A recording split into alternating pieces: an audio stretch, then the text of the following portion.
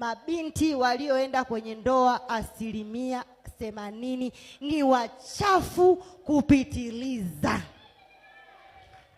Pampazi za watoto wao wanaficha chini ya uvungu. Vitanda hawatandiki. Mabinti tunawaomba sana. Tumechukua michango ya watu barabarani, tumefanya sherehe kubwa, msitudhalilishe mama zenu. Kama kuna sehemu mnaona mnakosea, ni bora ukatuita tukuelekeze kwa upya. Lakini malalamiko, mnapika chipsi zenyewe bora ungepika, unaenda kununua chipsi gengeni, unaenda kumpashia mtoto wa mwanamke mwenzio. Jamani, hiyo sio ndoa.